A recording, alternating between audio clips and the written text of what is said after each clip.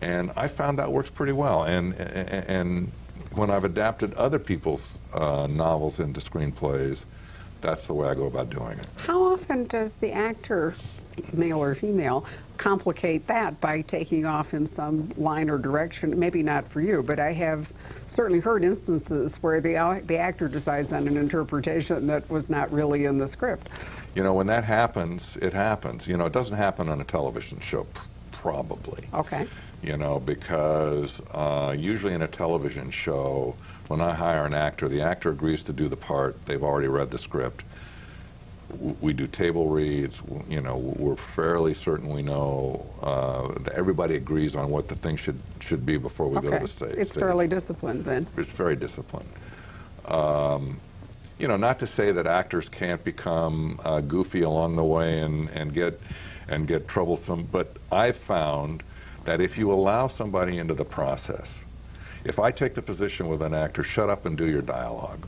You're not a writer, you're an actor, shut up and do your dialogue. Now, what I'm going to hear back, and I've heard this from actors before, it's not your face up there in front of millions of people, you know, I'm not going to just do the dialogue, I got to believe the dialogue. And they're not wrong. They're not wrong. So if you say to an actor, you know what, I want you to be happy. It's actually in my best interest for you to be happy. Okay. A, we're going to have more fun together as writer, producer, and actor than if we're fighting. B, if you're not happy, I'm not happy. Honestly, I can't operate very well in hostile environments. When I come to the set, I want you to throw your arms around me and go, God, where you been, buddy? I don't want you to say, oh, here he comes with it, you know. So in order to accomplish that, you have to have a two-way street with somebody. You have to allow them into the process.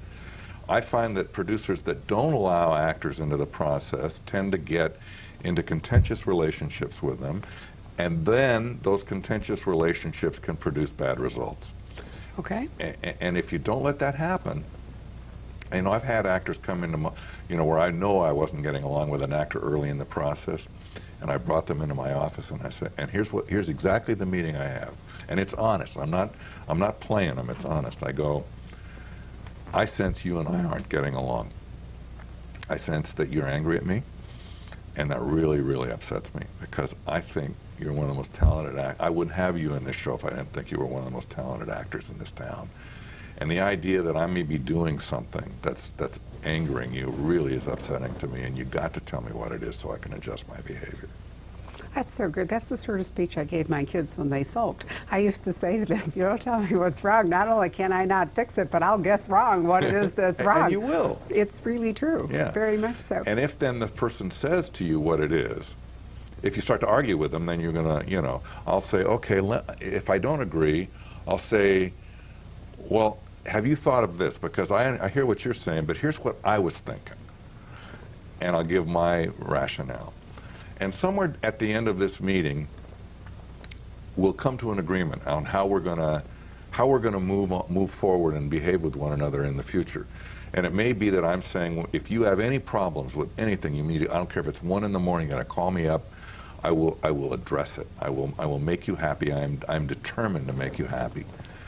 Well, you know, then when the actor calls you up, you've got to come through. Right. You've got to come through. And when those yellow pages hit his dressing room 9 hours later, and it's all the changes that he asked for, you know, or that we agreed on, because sometimes I'll compromise with them because I don't want to just destroy it. If they have a bad idea, I have to explain why I think it's a bad idea.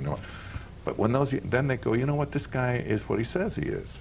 I hadn't thought about this as being as 24/7 as you're kind of implying, but oh, I've had actors call me because you know we shoot around the clock. I mean, right. Sometimes if we're doing night work, they'll be shooting until sun up, and I'll be aslead. You know, because or on the phone with the troubles of an actor. If they call me, I get up and I take notes, and yeah. How easy would it be? And I've certainly seen Clint Eastwood in this role. How easy is it to be the producer and the director and the star all at once? Hard. And I'm not asking you to comment on Mr. Eastwood, but just in general, it seems to me like this process would almost demand 2 separate people. It's very hard. It's very hard. Clint Eastwood is a simply remarkable person.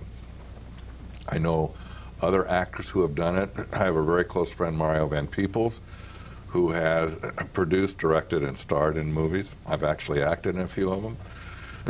I think he's able to do it.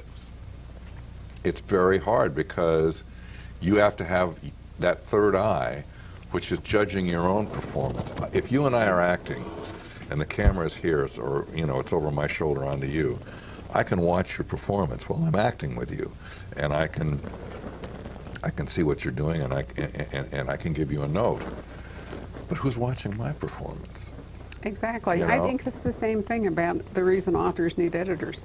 I mean, editors are there to have a dialogue because the author's mind will supply sometimes, or not supply, even more crucially, information that needs, or something, elements that are needed in the book. And it's almost impossible for an author to critique his own work fully because the things that are either there or shouldn't be there are up in his head. I always think books have three forms. Somebody told me this once, and I have thought about this so often. I think it was such a good description. There's the book that's in your head, the one that you sit down and, it's evolving, and that's the book you want to write. Form two is the book that you actually write, which is never really going to be entirely the book in your head because stuff happens. And book three, which is the most interesting one, is each reader's interaction with the book, because every single person reads a book differently. Right. I think more people see movies the same way, although I could be wrong about this, than read books the same way. I think your point is really well taken, Barbara, because we all have emotional responses to what we're doing, what we're seeing, what we're reading, and they have to do with who we are. Right. So if you have a problem with your father, and it's a father-son story or a father-daughter story, and you have an intense problem, you're going to view that story through a different prism than somebody who has a different kind of relationship with their father. And I think you're absolutely right. And that's why I've always taken the position that I have to write my books for myself. I wrote all my TV shows for myself.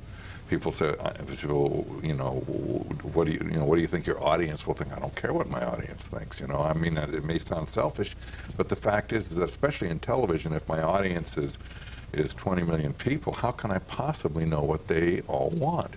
And as you suggest, they're all looking at it with different backstories. So I think it's more important to say, what does Steve Cannell want? What do I want? Try and put that on with as much integrity as I can on the page. Be excited about that. Then at least if I fail with some honor. I didn't fail just trying to make money. I failed trying to do something I believed in that maybe other people didn't see. And I've certainly had that experience where I've loved something that I did and got horrible reviews, and the audience didn't embrace it. And at the end of the day, I went, you know what? I still like it. Which matters, although, of course, you could also argue that the book you wanted to write wasn't the book that came out, and that's why people missed it. I mean, there's so many different ways to interpret that. I don't find that happening to me. Well, good. And I'll tell you why. I think when I started as a writer, I had that a lot. I would have an idea, and I would think, this is the coolest idea, and I would sit down and try and write it, and it would turn into half that idea on the page. And the reason for that is I had no craft. I had absolutely no craft. And I was learning my craft as I went along. Craft is like, how do you write an oblique scene? How do you tell a story, make a point through sarcasm? How do you create an impression through another character's reaction? How do you, there's all these kind of craft things. How do you plot in a certain way that allows you to access the material you want to write about? I got to a place somewhere in my career where I felt that I could write pretty much the idea as well as I had it. I would get an idea, I thought it was kind of cool, and I could write it about that well. And I'd read it and I'd go, this was the idea. And I have enough control over my skills not to let the book run away with me, or not to let the project run away with me. And I can always stop, analyze why that's happening. Sometimes when I'm plotting it, it feels like it should be one thing. I start to write it, and it's fighting me, and I know what that feeling is when something's fighting you. And what it always is you have a character doing or saying something that he or she would never do or say. And it's because we plot with our head and we write with our heart.